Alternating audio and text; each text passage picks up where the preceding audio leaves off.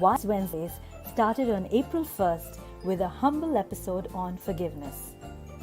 Between then and now, we've had heart-led conversations on happiness, stress management, relationships, resilience, public speaking, respecting boundaries, self-discovery, mindset, just being, listening, reclaiming your life, intuition, and even food. I would like to thank all my listeners and the guests who gave me their time and trust. It is because of you that we kept going. It is because of you that we kept growing. Thank you, thank you, thank you. Thank you so, so much. Thank you, thank you, thank you. Thank you so, so much for joining us on episode 83 of Wise Wednesdays with RK. Today, we're talking about a topic that is super, super important, especially in these times of digital overload, so much of content being bombarded at us. We are talking about listening. When was the last time you felt really heard? And I have none other than Colin Smith with me, also known as the listener, who has a passion for listening. He teaches the world how to listen better. And through this, he is transforming the way we connect and relate with each other. I connected with him a few weeks ago, quite literally just a few weeks ago, and we instantly clicked. And maybe that's because he listened with intent. So without further ado, I bring to you the listener. Thank you. Thank you. I'm delighted to be here. Thank you so much for joining, and thank you for saying yes. It was an easy yes, and as you say, when we connected, it did feel very easy to connect. I felt heard by you as well, and you also asked some great questions. Thank you. So, what really struck me about you when I connected with you was the title, The Listener. And tell me more about that and how you came about to be called The Listener. I think for me, when you realize the gift that you have, it just arrives, and it's only then that you look back on your life and you realize that actually you've been doing it all the time. And for me, I know I've been listening really well, but never fully appreciated it. And it came up over lunch, and the idea of the person I was with said, "Look, you're a very good listener." And I went, "Oh," and so we came up with the idea of the listening coach. And for me, the first thought of that was it has too much fixing in it, and so I said, "How about we reduced it to the listener?" And she said, "I like that," and it stuck. But it's one of those things that when you say you're the listener, you've actually got to walk the talk, because if you don't do it, then people put it back to you. You call yourself a listener. So I have to work hard at it. It's still a practice, and I don't get it right all the time. I like how modest you are. I like how modest you are. And also, I love what you say about when you have to walk your talk. Definitely have to walk your talk. And imagine being called the listener and not listening, and then having to listen to people who have their opinion to say about you. Not a good combination. Agreed. So one of the things that I feel is important for people to understand is that listening is very different from just hearing people out. Yeah, that's such a good question, because often I get introduced and they'll say, "So who are you? What do you do?" And I explain, I say, "I'm Colin, but I'm also known as the listener." And I usually get two responses to that. The first is the more humorous one, which is, "What?" And the second is quizzical, which is, "The listener? What?" And so I asked that lovely question that you posed at the beginning of the session, which was, when was the last time you felt really heard? And for a lot of people, the first question is, but doesn't everybody listen? Doesn't everyone feel heard? And I said, no. And most people believe they listen when in fact they're very good at hearing. Most people are not very good at listening. And so again, the question comes back, well, isn't listening and hearing the same thing? And it isn't. And there is a big difference. And so, for instance, with hearing, it's passive. You don't have to do anything. You and I could be in a busy restaurant. We could be really engaged in the conversation, and someone calls your name out. You'll notice. You'll pick it up. And did somebody call my name out? I would not have heard that because I'm attuned for my name, not your name. And so, hearing is predominantly about keeping us safe. And it's also why, if you go to a new, let's say, a hotel bedroom, sometimes that first night is not so easy because the noise of the pipes, the traffic outside, etc. People notice that, and so we don't sleep so well. Whereas listening, you've got to intend to listen. And so prior to a conversation, I'll often really just settle myself, quiet myself, still myself, so that I can listen and be there for the other person. And so the idea of listening is active. We have to intend to do so. And so how many times do we go into a meeting and we're just intent on hearing? I'll just get the words. I just need to hear enough for me to know my answer. But if I really listen, then I hear so much more. It's almost as though it arrives and we absorb it all. So it's a head mind thing. It's also a heart. It's also a gut sensation. So a comment might be, of course, I have no problems that you go out tonight. But in fact, what they're really saying is, I'd like you to stay in tonight because I've got something I need to talk about, or I just want to sit and spend time with you. And if we don't listen, we don't pick it up. So that's the gist of the difference. Yeah. And what I've observed is when you're really listening, you're also able to pick up what's not said, the unsaid, right? Yeah. I mean, that literally jumps at you. The tonality, the body language, the rolling of the eyes, all of that, it just reaches out to you when you're really, really listening. But when you're there just to hear out somebody, that just doesn't happen. Yeah. Think about an example then that you might have where you can notice when they're just hearing, they're not listening to you, or vice versa. Can you think of an example that you can bring to mind where that's happening? I'll actually share with you something even better. One of my biggest limiting beliefs was nobody listens to me. Could you imagine? And look at the business that I'm in. I'm a motivational speaker and I intend for people to listen to me. So, growing up and being the only child, often I was asked to keep quiet, asked to behave in a particular way, asked to be mindful, not speak up in front of the elders.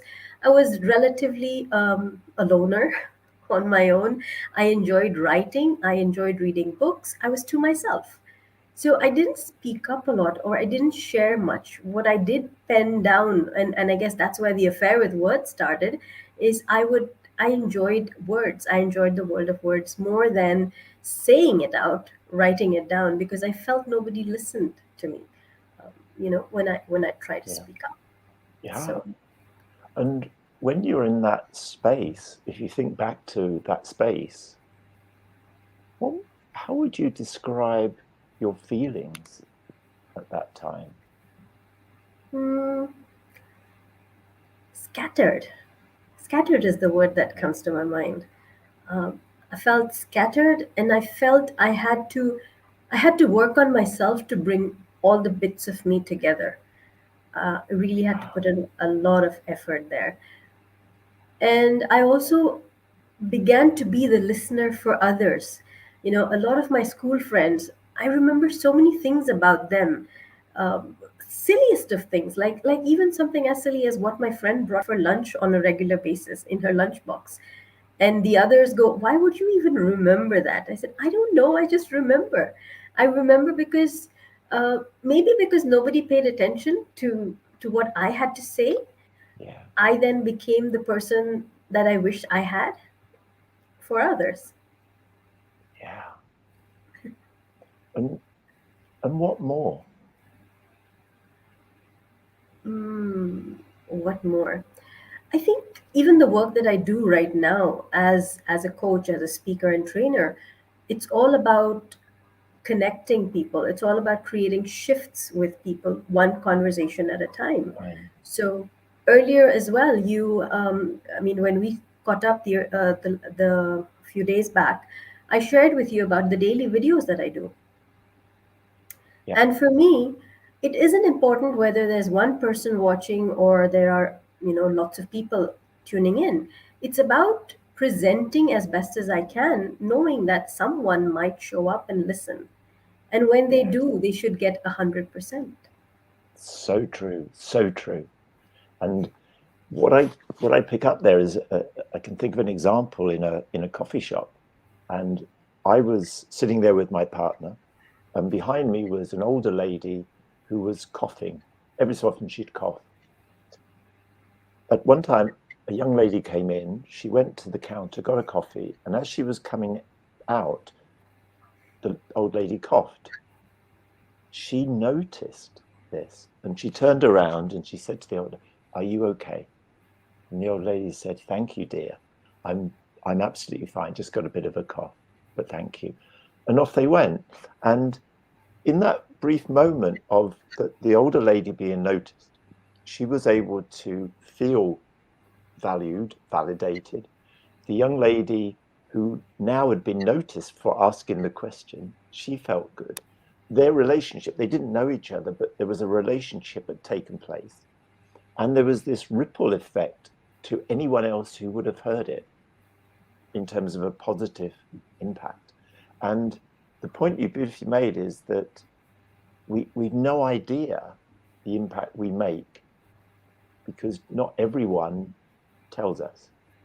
And so you're putting your work out, your art out actually, because this is a unique experience of you that people are seeing.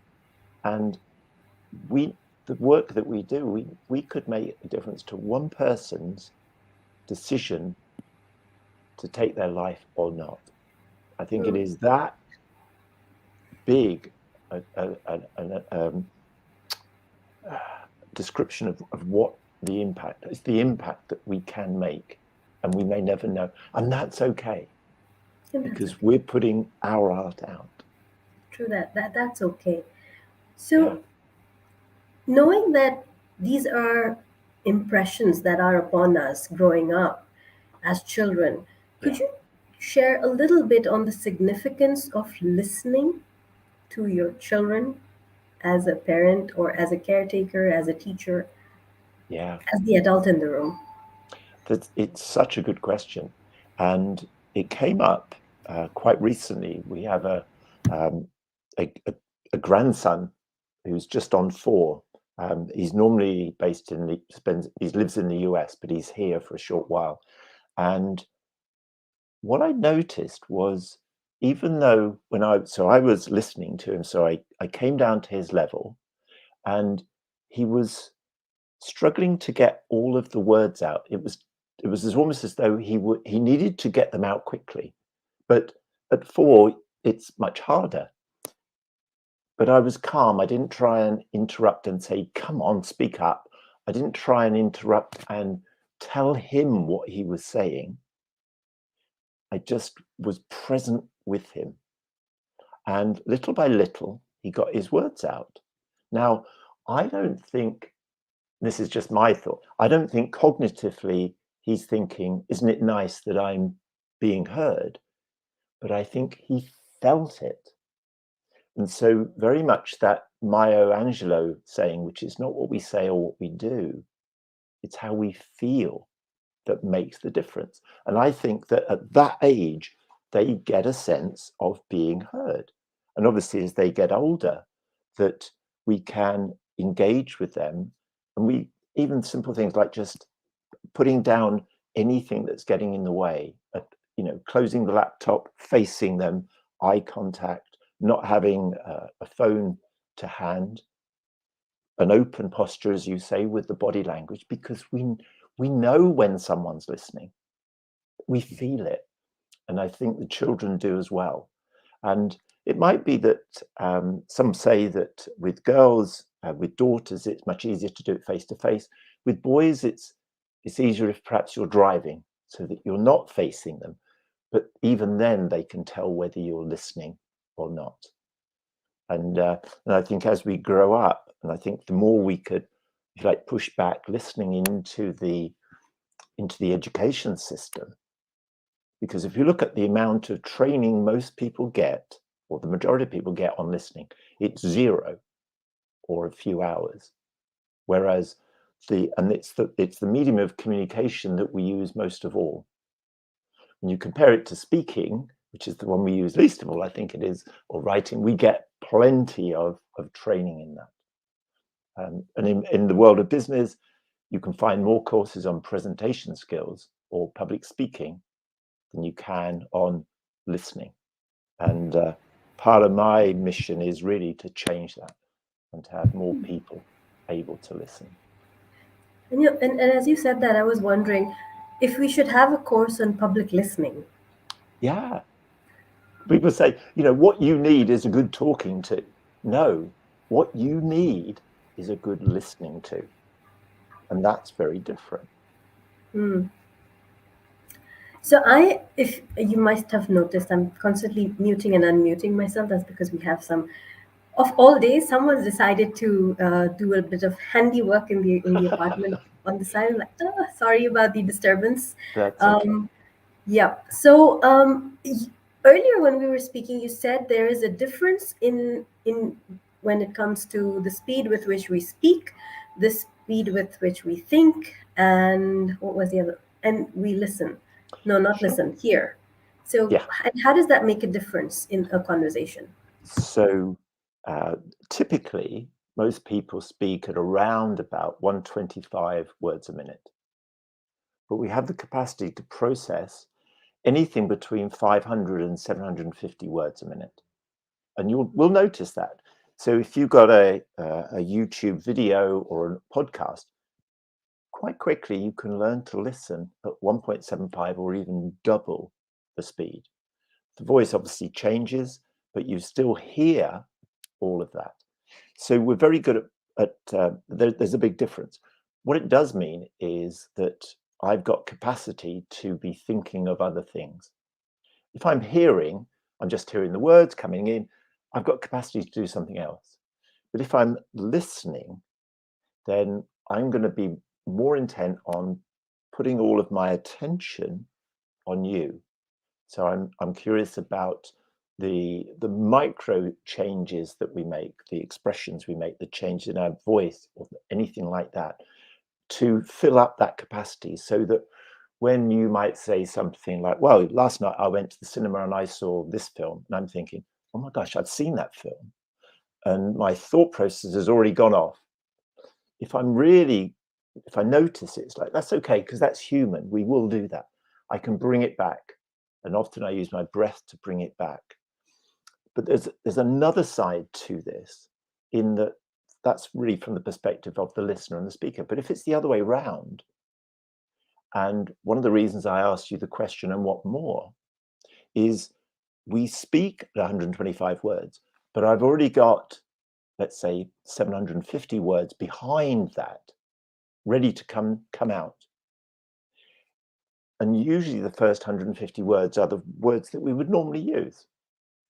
But if I say the question, and what more, then what I then get is the second wave of thinking. Now I can ask, I didn't do it, but I could ask that question 5, 6, 7 times. And because your brain is in a different place, it will receive that question as a brand new question. And this is, a lot of this thinking is from the time to think work, Nancy Klein's work. So I can't take credit for it, but that's where that thinking comes from.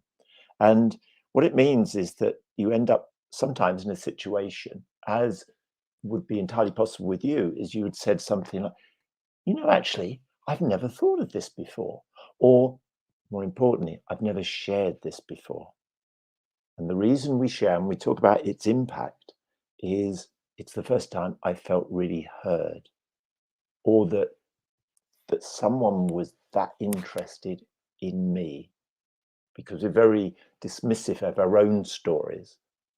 But actually, every story from every person is valuable. Yeah, does that pick up most of those things? And that's why it's so interesting when you're actually engaged in conversation with someone. You can't not be interested. Tell me your story. And I think sometimes when you're telling your story is when you're also listening to your story. That is so true. Very, very good point. And if the quality of our thinking improves with the quality of the listening. So if somebody comes to you with a problem, and this would be one of my 3 things I'd say take away. Don't try and fix the problem. Don't try and offer a solution or advice. Ask, that's interesting, tell me more. Or you said scattered, and so I might have just said scattered. And then that opens up for you to speak some more. And again, from time to think, how far can I go, or can you go with your thinking before I say anything? Anything of, not a question, but anything that answers your question. And sometimes the conversation, this is where we get curious. It's why you go off on a tangent somewhere, and I'm thinking, that's not the answer I would have been given. But more often than not, the answer you come up with will be better than mine because it's yours, and you'll own it. So listening has such an impact on all aspects of relationships, teams, leadership, and things like that, in all those areas of communication. So true. I was going to say, what about the impact that listening has made when you think about it now? Not just because we've talked, but in terms of your understanding and awareness. I think because what I had to say was often dismissed, I wasn't much of a listener to my own story because I became a listener for the others. But then when I shifted turned that mirror inwards and started looking and noticing myself for how far I've come, what have been the experiences that have shaped me, and who I am as a person, that's when I began to be more appreciative of myself, be more kind to myself, because otherwise it was just the bully in the head who would tell me all those things that I'm not good enough, not worth it. Who's going to listen to you, you know? Yeah. So I think somewhere along the line, I had to first learn to silence that conversation in the head, and then come to a place of listening and orienting myself. Yeah. And do you find that you're able to deepen that listening to listen to your inner wisdom nowadays? Yes, I definitely do. And we have a question here, and thank you for asking. She says, how significant does VAK orientation impact a person's ability to listen? What was how does, VAK, visual auditory kinesthetic. VAK orientation. okay. How does that, their orientation? Yes. I like the question. Okay, orientation impact a person's ability to listen.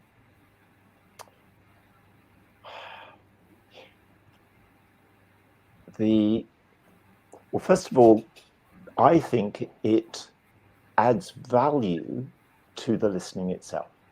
So the primary aspect of listening will be the what's coming in through the ears. What am I seeing is important. What am I hearing? What am I seeing? What am I feeling or sensing, both within myself and in the other person?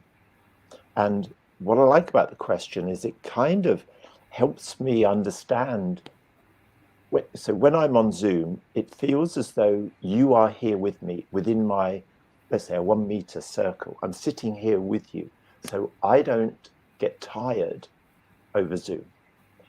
What also happens, though, is I can pick up those subtle shifts in the energy between me and the other person as though they were here with me.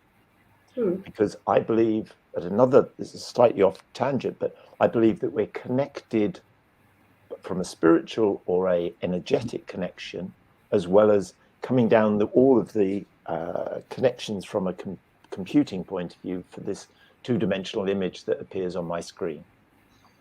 But unless we are fully engaged with them using the VAK as well, then we're going to miss that cue, those little moments. I'll be able to play back all the words to you exactly as you've said them. But you would still say, that's fine, but you're still not listening. Yeah. What are your thoughts on the question?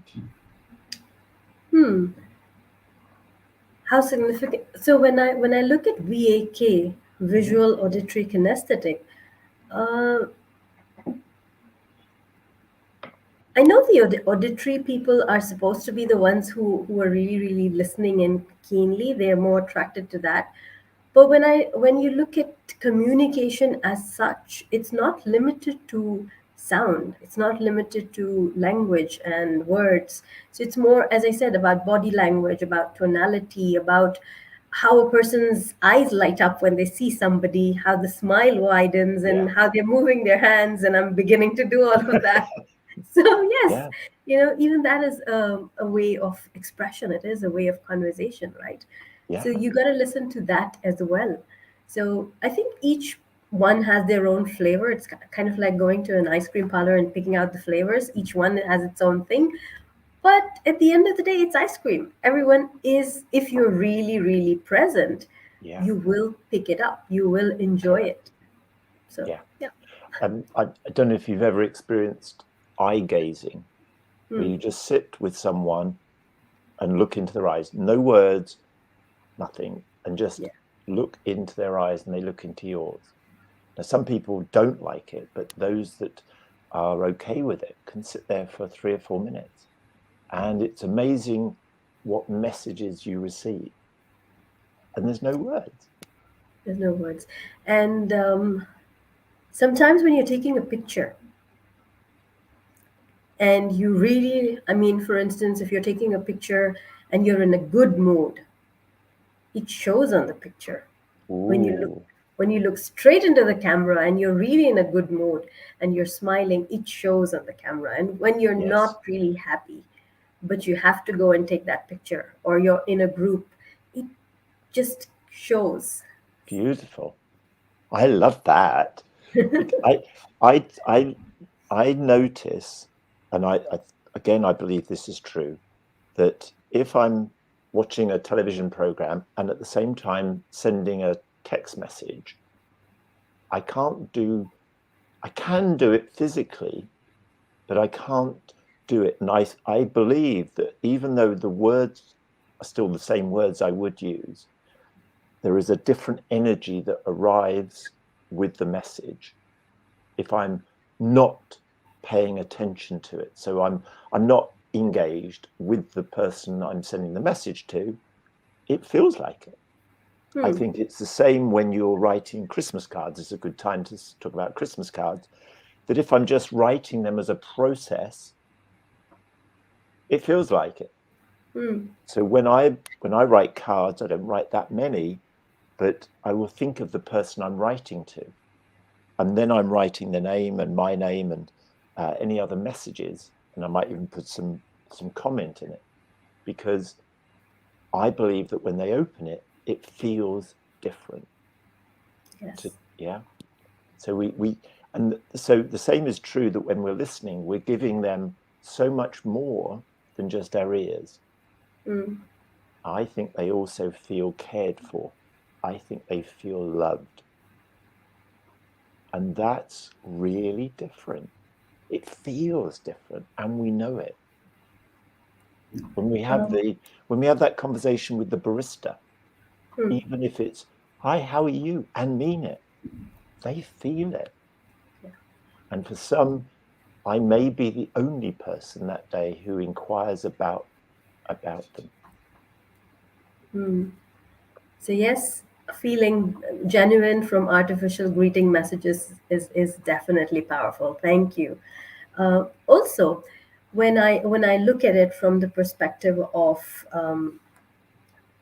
okay, great, I've lost my train of thought, and what an amazing show to lose my train of thought on. Oh no, but yeah, what I was saying is when you're there with the person, it makes such a big difference in terms of, as you said, maybe you're the only person who looked at them and smiled, maybe you're the only person who appreciated and said greeted them, for instance. Yeah. It makes a world of difference. Yeah. And the word you use there, which is interesting, is appreciation. It's something that we don't do very much of. We're all, any of us who are in the work environment, are often appraised. So it's a performance review, it's feedback. And you smiled subtly there when I said feedback, because you know how that feels. They're going to tell me what I'm good at, but actually the bit that I'm going to remember is what I'm not good at. What do I need to do more of? And for me, feedback is predominantly about performance, but it's about what you do. Appreciation, which we get very little of, is about who we are and how we're showing up. So one of the things that I will do is at the end of a conversation is offer a word of appreciation. I don't think about it. I don't think, oh, I must remember when I do appreciation at the end, I'm going to say this, all right? But I'll appreciate something about that person. And in fact, with you, it might well be, I appreciate your smile, because Thank it is extraordinarily warm. It feels so genuinely, because it almost like rises. I sense this rising up in you and smiling, right?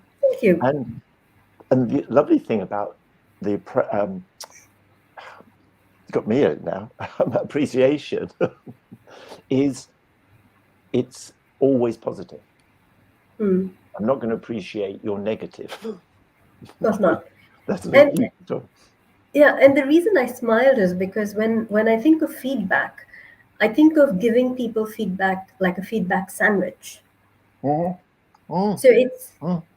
it's never about just the what needs to be improved. You start off with what went right. You tuck in what could be improved, and then you close it on a feel good factor of what can be improved, but in a nice way. So you're leaving the person thinking well about themselves, not distort because we've just given them all this feedback on what has to be done better, but also appreciated the things that they're already doing well.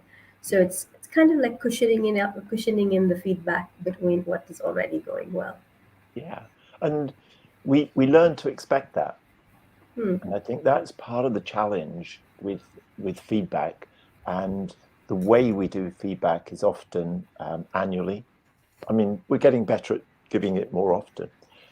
But if with your partner at the end of the year, right, it's December the 31st, we're going to have a little chat. I'm going to give you some feedback, and I start giving you feedback about things you did in January. It's like, what? Hang on, you remembered all of that? But appreciation, going back to appreciate, we can do that every day. Just notice something about the other, and it could be work related as well as at home, that you appreciate. And it might be their cooking, the way they seem to be able to magic a meal up out of nothing. It is just amazing how do you do that? How do You know you what I do mean? that? Yeah. Yeah, and I think often people focus on complaining Yeah. instead of complimenting, Yeah. and that's where the catch is. Yes. And in fact, some research by the Gottman, I think it's the Gottman Institute, say that in a relationship, for every one, let's call it complaint, it needs to be balanced by at least 5 positive affirmations. So that's one of the things they've done is they watch couples for a couple of hours interacting in a room, and they, based on what they see and hear, they got a reasonable prediction of whether this couple will last or not. And that's one of the key elements of it. How many times are they being negative versus positive? And there needs to be at least that 5-to-1 ratio. And you think about that in the work environment. If we were giving 5 positive affirmations or statements to people versus every 1 complaint, then it's very different. Very different. That would definitely be very, very different. Okay. And when you say that, what comes to my mind is you could be in a room with so many people and people would appreciate you for how you look, what you're doing and everything. But that one person who might pass a nasty comment, somehow that's the one that sticks and goes home, goes to bed with you. Why is it that we listen, or why is it, why is it that we listen more to the negative, or why is it that the negative sticks more than the positive? I'm curious, what are your first thoughts on that? Why that might be? Why that might be. So when I hear someone speaking negative or giving me negative feedback, I look at it as a place of caution. Okay. I look at it as maybe this is an indication or a sign for me to be a little bit more mindful of how I present myself or what I do. So it's more like it just keeps me back in my comfort zone. Okay. So I stay back. I don't move out into the unfamiliar because someone has said something bad about me or someone has given me negative feedback or not really pleasant feedback. So I'll just go back into my shell. And that for me is my subconscious telling me, stay safe. Because, Yeah. you I think we're also very good. So let's say that we're starting our conversation and you're not feeling 100%. All right, maybe you've had a difficult conversation just before, and we start the conversation, and I pick up. I think, oh, you're not quite the way you normally are. So I've got 2 choices. One is I can inquire, is everything okay? But what most of us will do is think, I've done something wrong. Let me think, did I send her a message? Did I not reply to that email? What was it like the last call? Would I do whatever? And so I then start to think, maybe it's me. And we seem to be very good at beating ourselves up because we have this I'm not enough of something. know. And when we do that, I start to withdraw a bit because I'm now starting to, as Brené Brown calls it, armor up a bit. I'm starting to get a little bit defensive. But you also notice that because you know what's going on for you. Colin seems a little strange today. And we take it on. And so we start to think, is there something wrong with me? What have I done? And so you then put some layers on. And suddenly we've gone from this position, which was very okay, to this position. And when you start to arm up, I start to think, I was right. I've done something wrong. So let me layer some more on. You withdraw into your shell. You may not smile so much. You may not be as, the conversation may not flow so well. And so to some extent, we're being really dishonest with each other. And I remember going to a conversation where we were due to spend the afternoon in a conference, but the person I was with, we were going to be running a workshop at the end of that day. And just prior to that, me arriving, I'd had an uncomfortable conversation. And it was really playing on my mind. So I said, Guy, I've got something on my mind at the moment. So I was being really honest. And he said, would you like to talk about it? And I said, yeah. So I talked about it, and he said, would you like me to offer my observations, which he did. And I went, right, I know what to do. So give me 5 minutes, made a phone call, came back, and I was then 100% present. But I could have been dishonest, not said anything. And I can look back at it now and think there's no way I'd have been able to support him properly in the presentation that we did later in the day. I wouldn't have been fully present. And that's what it is, right? If when you're letting yourself be vulnerable, and you don't have to be perfect, Yeah, because I mean, it's totally. having a bad day is oh, I mean, every day doesn't have to be good. You having a bad day doesn't have to continue throughout the day. It could just be an hour, or just that moment, that experience could be Yeah, bad. I mean, you don't have to drag it through the entire day. And when you speak out and you let your people know that this is what's up, then they're often they're considerate. They understand, because yes, we all have similar instances. yes. So yes. I can remember you asked the question a little bit earlier about working with children or young adults. And this was with a group of 15-year-olds. And one of the things I'll always do, we sit in circle and I invite them to, as a check-in and an arrival, to offer one word or a sentence of how they're arriving. And one young lady, it was so moving. She said, "I'm not in a good place. I lost one of my grandparents a few days ago." And well, I mean, the person who was working with, sorry, the sponsor, she'd forgotten to tell me this. And that was fine. But what it did is that it enabled everyone else to appreciate where she was. And so we can do that in the group. It gets everyone involved, but also, and I think your point is well made, it allows people to be a little bit more considerate to that person. I'm not feeling well. I'm not having a great day because, as you all know, I've got a 4-week-old child. She was up most of last night, so neither my wife or I are feeling 100% today. And so we appreciate their perhaps not being quite on the ball at the time. So yeah, good point. Really good point. Thank you. And I'm smiling because it just reminded me of those difficult days when I've committed to do the daily lives.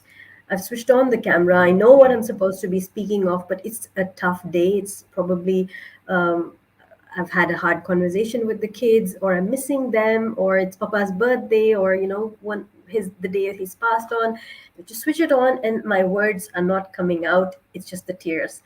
Yeah. And even through the tears, if I'm able to tell them what's going on and why I am this way, most often people have just supported me and been by me. There's so much of empathy that comes in, and that's so Yes. beautiful to and I've realized that a lot of time there's more engagement there because people see that as real. You don't have to have your stuff together just because you're a coach. You're human before anything else. Beautiful. Yeah. So 100%. And for those of you, and I mean, I'm sure there's a lot of people who listen to Brené Brown, it's yes. exactly that. So your vulnerability will bring more connection, more deeper connection. There was a story of a particular bank who asked their senior management team to just give a presentation or not even a presentation, talk to the staff at lunchtimes. So they did it over a number of weeks. And the original, a lot of the people go, what am I going to say? What do you want me to say? And they go, whatever's right for you. And what was so lovely is that the HR director, this is a big organization, so a very senior person, stood up and she said, what a lot of you don't realize is that I'm a single mother. And so when you see me leaving work at 3:30, it's not me swanning off. I'm actually going to pick up my daughter. I look after her, obviously with her for a few hours, and then I put her to bed. And that's when I do the work. And so never be surprised if you get an email from me at about 7:30 or 9:30 or whatever. And she said, it transformed the whole group changed because they were all, yeah. You do this because you're the HR director. Sorry, not HR. Yeah, HR director. Now we realize you're just the same. No difference. We all, and a lot of them there were, again, single mothers, or would appreciate what a single mother and the responsibilities that must be. So when we start to be vulnerable, we build connection. And it's extraordinary what can happen from that. And you find people come out of the woodwork. It wouldn't have surprised me. There are people who made comments on it that never make a comment. And it also gives permission for other people to be vulnerable too. Yes. So your vulnerability breeds vulnerability. And we start to then get really honest with each other. And that's so beautiful. And I'm inspired by that story, that you had the courage. So that's an appreciation of your courage to step up and go, actually, I'm struggling, and this is what's happened to me. And try as you might, try and be professional. You wouldn't say that, but you know what I mean. I can't stop this. This is me, real and raw. And you will be loved even more for that. And that's special. Thank you so much. We have a question here, and Nazir has been waiting for a while actually. And he says, if I may ask your opinion, while listening to others in a meeting or discussion and we are expected to give feedback, do you suggest we should listen objectively and then apply our analysis and thoughts for the reply, or we analyze on the spot while the others are talking? Beautiful question. I'm very happy to answer. Have you got any first thoughts? Okay. No, please go ahead. What I'm picking up from this is that if I'm listening and really listening rather than hearing, I'll need to pause at the end of that question, because I've got to now think about the question. I've got to do that analysis. And then, so if I've understood you correctly, this is what you've asked. Yes. This is now my thoughts, my feedback, if you like, on it. If I can give feedback to a question within seconds, maybe I've stopped listening to the question, because I've now got to start thinking of my answer and to start rehearsing whatever that answer is going to be. And often you watch in meetings, you can see by the movement of people, they're almost speaking, you can see their lips starting to move, they're moving forward and they're waiting for that gap, the person to take a breath, to stop talking, which might actually just be a pause in their thinking, and they're in. No. It's like, and you watch it. You see someone who shared something that's quite personal, and then an answer or something comes in from someone, and it's like, you've not even heard that. Because if you really had listened to what that person said, you could not possibly have asked that question or said what you've just said. It feels like an assault on that person. So I've shared something important and you've just cut right across me with what you want to say. That's We so got true. Yes. Thank you, Nazir. Is it Nazir? Nazir. It's an adjective. Yes. Nazir. Yeah, thank you. So yes. And what I'm reminded of is, when you go to these learning groups and workshops and you have people introducing each other, and if by chance they're going in a line or in a set pattern, so nobody's really paying attention to what the other person's saying because they're rehearsing their introduction in their mind. Yes. And then when you have to work together in the teams, in groups, you don't know who that person is because you weren't paying attention when they were telling you about themselves. Yeah, such a good question, such a good point, actually. And if you do it in a way that says, we're going to start off whoever wishes to start starts, and then we move anti-clockwise or clockwise. So you know when it's your turn. And of course, there will be a little bit of tension in that. Yeah. Most people find that difficult. But the deal will be that the person speaking will keep it precise. But when it's your turn, you also get a chance to think before you speak. So we don't expect you to suddenly go, as soon as they finished, it's your turn, speak. We'll give you a moment while it's now your turn to think. Okay, I'm now ready to share my bit.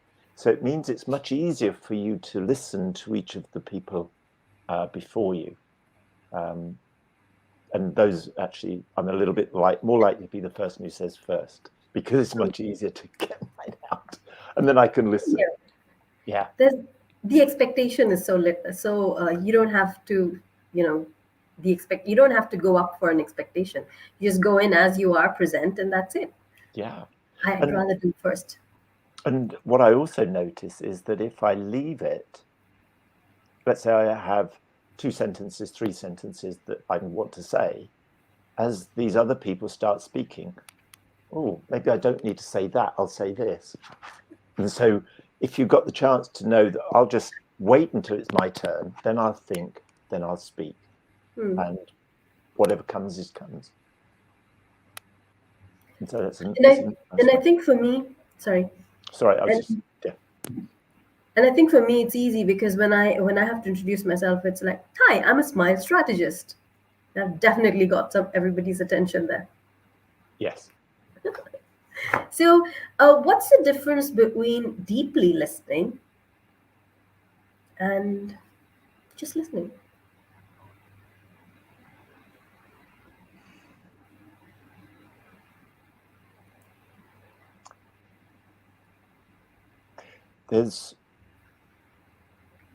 I think it's a good point. I think when you start to get into the umbrella of listening, there's probably a number of different types of listening. So some talk about active listening, some talk about empathic listening, maybe compassionate listening, deep listening. And there's also a whole range of different, I suppose people who are versed in listening have a different view as to what the different levels might be, types of listening. But if I was asked to look at the two, listening, is the difference between, if I was listening to a piece of music and I was asked to listen to the vocals and the piano, so I could listen to those two things, that would be listening. If I was deeply listening, I might be able to pick up the pain that's that's in the vocals. I can pick up the pain in the singer because I've gone to another level of listening. And it also might be the difference between doing listening and being the listener or being a listener, because that's another level. And we can all go to different levels, and each time it could well get deeper and deeper in there. So it doesn't dismiss the fact that you've listened, that you're a listener still is good. Deep listening is another facet of it rather than it's better. That would be my thoughts on that. What about you? What about yourself? What are your thoughts? What are my thoughts on deep listening? I was deeply listening to you. So yes. Yeah. And as you shared that, and as you actually started speaking, and the pause you took, that would really stuck with me, because what I realized is sometimes we rush to answer. Yeah. And taking that pause is about giving yourself that room to think, as you rightfully said. But I guess somewhere we've been conditioned in such a way that taking a moment to respond could just mean you're not prepared. Yeah, And in some cultures, that's seen as, incompetent, maybe, or that's how we've put two and two together. But as I observe you, I realize that it's okay to take a pause. It's okay to collect your thoughts and then present. yeah. So thank you. Thank you. It also, as I think, because I'm, if I, as I think, if I'm not constrained by the need to hurry up, to be quick, my the brain and my whole physiology can quieten. I don't feel it's a threat. Therefore, I'm not in that fight or flight, because in fight or flight, I'm not thinking. I'm trying to decide whether I fight this person or I'm going to run. So if I can remove that and settle and quieten, the thinking comes Hmm. and the answers will come. They'll flow. And I remember I was in a meeting and I was on the periphery of the meeting. So there was a lot of conversations going on with other people. And I was asked, have you got anything to add? And she handled it so well. And I said, no, nothing comes to mind. And she just looked at me and she gave me the pause. So one of the things to take away is when people stop talking, pause for another 3, 4, 5 seconds or more sometimes before you respond. And I went, actually, I do. Right? And it was because she gave me the time to think. And so, yeah, that's another one to take away. So there's the fix it, there's, the 3-second pause. Another might be the intention to listen. Set out the intention to listen, not just to hear, to really listen. And I would add the other one, which we've done once or twice, and what more? Hmm. Because Aren't those the golden words? Tell me more. yeah, so it's the and what more, or you could even the full expression is and what more would you like to think or feel or want to say. And when I've done it with people, they sometimes stop and they go, yeah, can you say that question again? So I'll ask the question, they go, right. And even when they say, yep, I'm finished now, I'll ask them one more time. Hmm. And what more? You know what? There is something else. And it is extraordinary. They come up with something and Exactly. it's like, I've never said this before. And Hmm. this I know is important. So I need to share this now. I do this with the question on intention. So part of the I in my smile strategy is intention. Identify your intention. So when I'm Nice. speaking to somebody and we're digging into their why, the question that I keep asking is why must you change? Or why is this important for you? Yeah. And I encourage people to, if you're not working with a coach, then sit down with yourself and start journaling, making a list. And as you make that list, you might come up with 15 answers to that question, and you might think you're exhausted, but then ask yourself that question again. And what happens Yes. is when all of those conscious questions, conscious answers are gone, that's when you start digging deep into your unconscious, and all the stuff that you really didn't know was important then begins to show up. Beautiful. Yeah. And intention is so important with listening. So why am I listening to you? Hmm. Because the moment my intention is to get something, you pick it up. And they say that women are particularly better at picking up the the what's going on with the other person. And sometimes we just know, I don't know what it is, or we know there's something wrong, but we don't know what it is. And there's something about this person. And one of the things that in this, I use an example in my work, and I refer to it here, if I can put it up on there. And you see that intention is on the outside, and it builds the more intention at each level is good, the level of trust goes up as well. And that's what so intention and trust, as you step through all of the listening journey and the relationship journey, you will build stronger, better relationships, because it's built on firm foundation. Absolutely.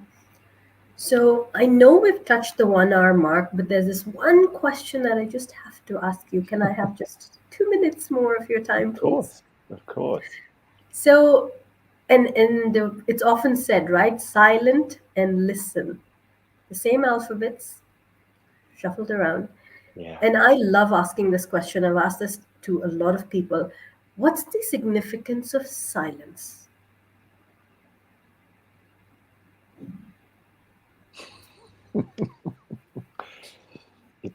It's there. It's what I would describe silence. The silence between two people, and this may sound slightly strange, is hallowed ground. This is really special because you can sit with another in that silence and yet speak volumes. If there's something special, it's where I believe everything emerges from and everything returns to. This silence, this 0 point, if you like, the space to, I suppose, to just quiet and settle. And so part of my arrival for a conversation like this is to still and quieten myself. And it's done in silence. I don't have music on or anything like that. It's just me and my breath and the quiet and just settling. Because if I can be in that space, then I can sit and be with you.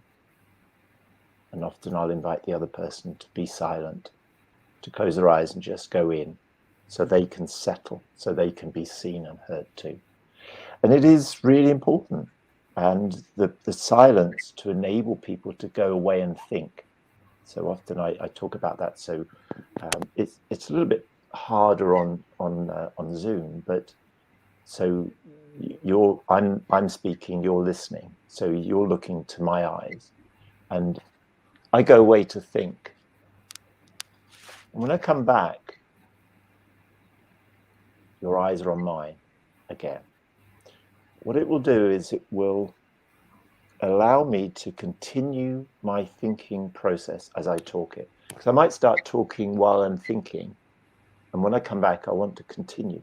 But if I find that you've gone, or you're looking at your watch, or you've got your head down, it disrupts my thinking. And so I go back to what I said really is that as you know, look at my, sorry, you can't see my hands, but my hands are like this. This is hallowed ground, silence and a pause. The silence between two people or in a room speaks volumes. Yes, it does. And that moved you, didn't it? definitely did. It definitely did, because something that I say is sometimes silence is the loudest cry. Yeah. That is so true. And what you shared reminded me of a time when I'd gone silent.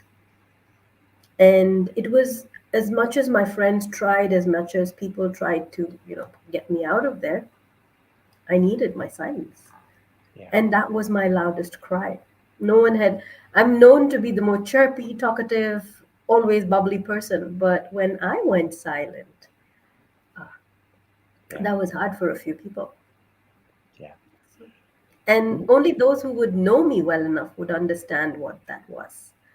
And I like what Ches, I hope I'm getting Ches. your name right. Yes. Ches. He I know says, Ches. thank you, Ches, for joining us. He says, true friendship comes when silence between two people is comfortable. Yes, Yeah. it is. Beautiful. Beautiful. And Nazir says, silence is the universal language of if practiced properly. I think that's a typo there. Yes. Yes. Beautiful observations. Just one question relating to what you've just said, that when you were in that particularly difficult position, and you were talking about you'd gone very quiet. This whatever, it doesn't matter what what it was that was going on, but the your response to it is not uncommon for people to. I can't talk.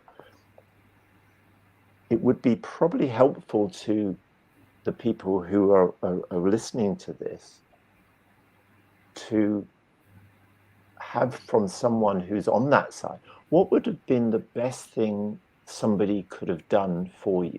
I say for you, I don't mean for you, I mean with you or at that time. What would have been the best thing a friend could have done? Just allowing that silence.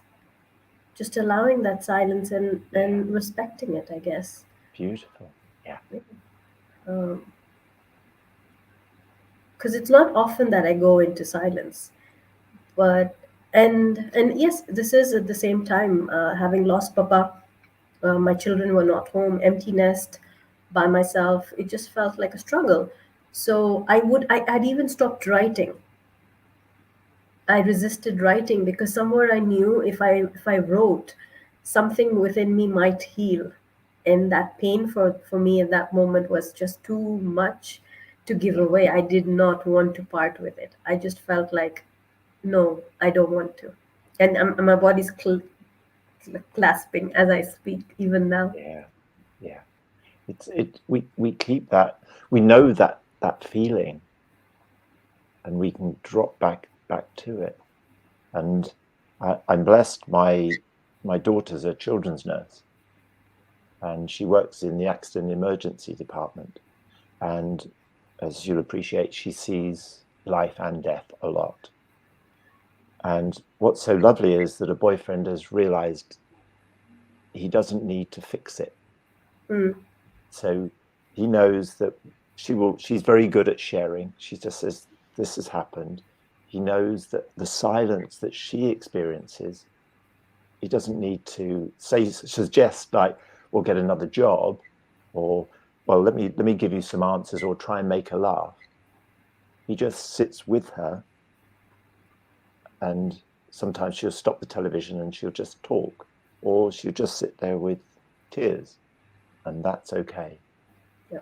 And that's when it becomes really supportive and kind and tender and caring and loving, that person. And so the weird part of it is that I can show my love to you by, in theory, not doing anything, but actually doing everything, by sitting with you, acknowledging, as you've said, respecting, as you've said, the pain that manifests through that silence.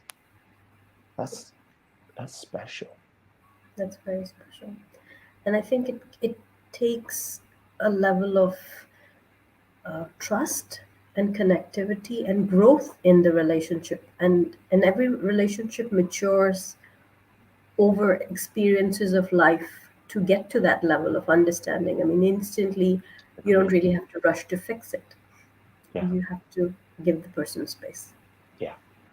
And it Thank might you. well be that a day, a week, you come back and you say, right, this is what the problem was. I really valued you sitting there with me. I'd really like some help on how I can now take some steps up, because I feel a bit stronger now. Mm. And then it's different. But often in those situations, they say, oh yeah, well, I had that problem. I know how you're feeling. You Yeah, can't. you can. Unless you've lived unless I've lived the life you've lived, I can never know that. Yeah. I mean, it's not even about just my relationship with my dad, and you have your relationship with your dad, but it's two different people, two Yeah. different upbringings, two different cultures, two different ways of life. It's very, very different. It can't be the same. Even siblings, for that matter, are not going to feel a situation the same way, feel an emotion. Why should it always be about pain? Even love, for instance, Yeah. um, Agreed. any feeling, it doesn't have to be the same. So, Yeah. yeah. There was a lovely I say it's a cartoon, it wasn't, it was a hand drawing from Brené Brown. And when she talks about empathy, she had two hearts where part of the two hearts were overlapping, and there was a red heart in there. And she said, this is empathy. So this is your story. This is my story. We both lost a parent. That's the little dot. The rest of it is different. But we can connect because we both lost in this particular situation. But that's it. Hmm. So I thought it was quite a neat way of sharing her thoughts on it. So, So thank thank you. you. I could just go on and on talking to you. Bless you. And Thank you I so really much. appreciate you sharing that last piece. That was very very special. Thank you. Thank you. Thank you very much. And I would like to thank you for listening. Thank you for being the person that you are, and all the lovely, lovely nuggets of wisdom that you've brought into the conversation. Pleasure. Very valuable. Thank you. Thank you. And thank you to the listeners who came in with all the excitement. And again, if you are new to the channel, I've just even forgotten to ask you to subscribe. If you stayed till the end and you found some value in this, please do subscribe and encourage the conversations and the content that's being put out there for you. So, yes, thank you very much once again. Thank And you. have a good rest of the evening, night, wherever you are in the world. Thank you. Bye-bye. Okay, bye-bye. Bye.